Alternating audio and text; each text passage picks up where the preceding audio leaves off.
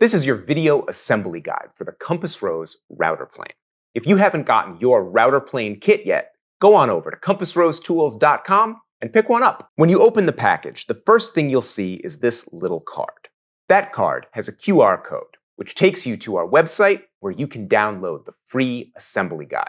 The guide is short and black and white, so it's easy to print out, and it's free to anybody, even if you haven't bought the kit yet. Inside the box, you'll find a pair of cutters in 1/2" and 1/4" sizes, and 2 pieces of hardwood that make up the body, already shaped and ready to go. There's an envelope with a solid brass thumb screw and a threaded insert. These threaded inserts can be a little tricky to install if you've never done it before, so we're giving you a second insert, just in case you have any trouble. And that's it. The whole kit is simple, and the build is simple too. We're going to start by preparing the body. So grab the front piece and your drill. To install the threaded insert into this hard ash, we're going to be using a 13/32 or 10mm drill bit. This is a common size, and I'm just using a regular old twist bit. Nothing fancy.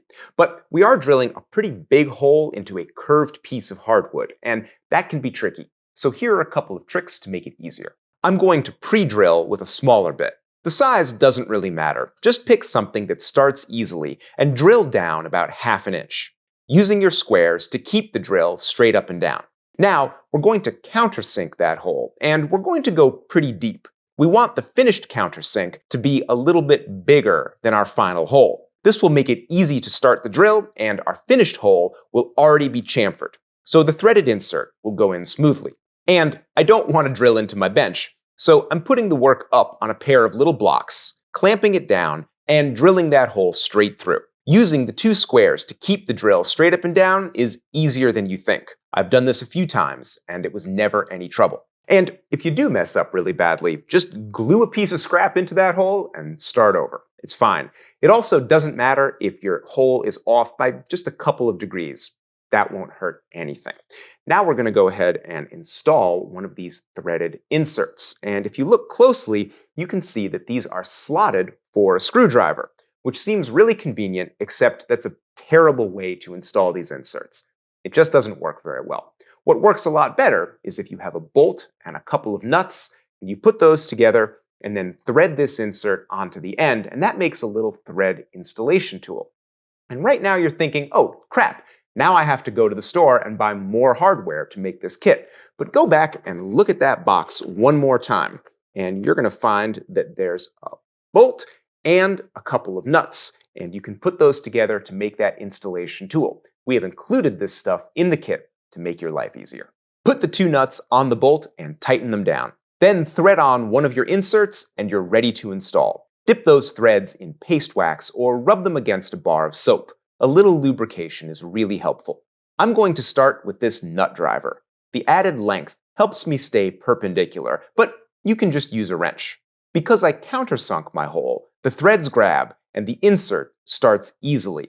But it is cutting threads in the wood as you turn it, so press down firmly as you rotate the tool. Pretty soon, the nut driver gets too hard to turn, so I switch to a wrench for more torque. This is an adjustable crescent-style wrench. If you don't have one of these, you're going to need one eventually, so go buy a cheap one. Run in that insert until it's sitting just below the surface of the wood. Then reverse your wrench and your insert is done. Good news. That was the hard part. These brass thumb screws come in standard sizes, and we got the one that was closest to what we need, but it's still a tiny bit too long. Your router will look a lot nicer if we cut about 1/2 inch off the end. Luckily, that's really easy. Grab your screw in a plain old hand screw clamp and use a Sharpie to make a mark 1/2 inch from the end. Then take a hacksaw, set it in between the threads, and carefully saw through that soft brass. Then you'll need to clean up that ragged cut. Just take a file and carefully work across the end of the screw until all the saw marks are gone.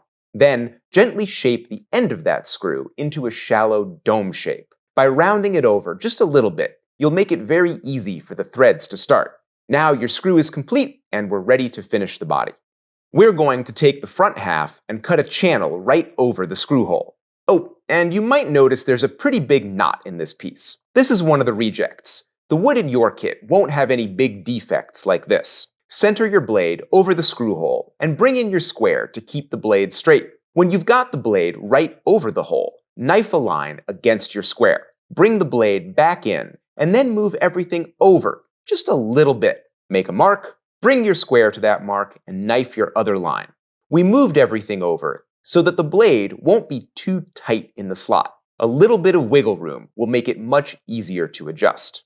Now, I'll turn those knife lines into knife walls by putting a chisel on the waist side and gently wiggling it until I have a little trench. I'll set a marking gauge to the thickness of my blade and gauge the depth of my slot. My knife wall guides my saw and keeps it straight, and my depth line tells me when to stop cutting. Once I have both sides of my blade slot defined, I'll add another cut right in the middle to weaken the waist. Most of that waste can be removed with a chisel and mallet. I'm using light, controlled taps and angling the chisel up a little bit so that I don't go below my depth lines.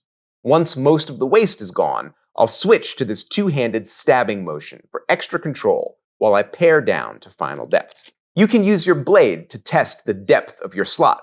It's okay if the slot is a little bit deeper than the blade, but if it's too shallow, the blade will jam in the slot and be hard to adjust. So make sure that blade is going to slide freely once the body is glued together. Now we need to glue these two pieces of wood together, and clearly they're on an angle, which makes clamping them really difficult. But don't worry, we've got a trick for that. I've drilled this piece of scrap, and I'm going to screw it to this shop table. Then I'll put the two halves of the router against this scrap, make sure they're pressed tightly together, and add a second scrap. Oh, and this body has a little chip out of the bottom because it's a reject. Your tool won't have this. Anyway, this little cradle will keep the two parts together under clamping pressure. Adding a little bit of blue tape will also keep you from gluing the tool to the tabletop. Make sure to put glue on the front half of the body only. This way, you won't get glue on the bed. You want to keep that surface clean so the blade has a flat place to sit. I'm using the same padded clamps, and it doesn't take a ton of pressure. If you see nice, even squeeze out, then you're all set. Wipe off all the glue while it's still wet. I also got a little bit of glue in the slot, so I took a popsicle stick and cleaned that out too. That's a big joint, so let it dry overnight. And you might need a little bit of help getting it free. Over at the bench, you can clean up the glue joints and even work on the end grain, but this ash is pretty tough and I ended up sanding it.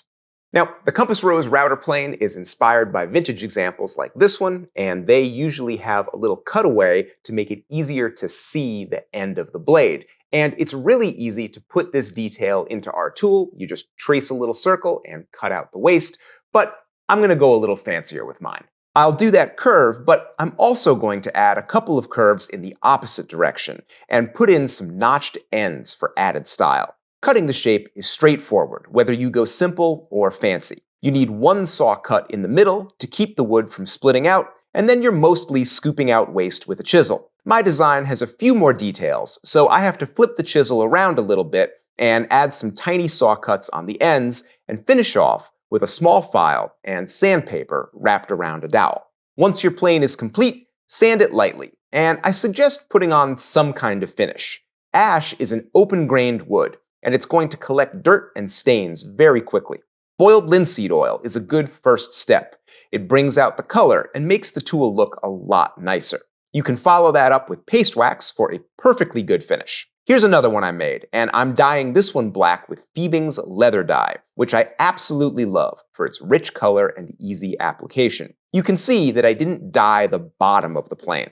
Anything I put on the sole would eventually rub off on my work, so it's better to just leave the bottom unfinished. After the dye was dry, I coated both of these planes with clear shellac and rubbed them out with paste wax and steel wool. Shellac with wax is my favorite tool finish. It gives plenty of protection, looks nice, and feels better in the hand than any other finish I've tried.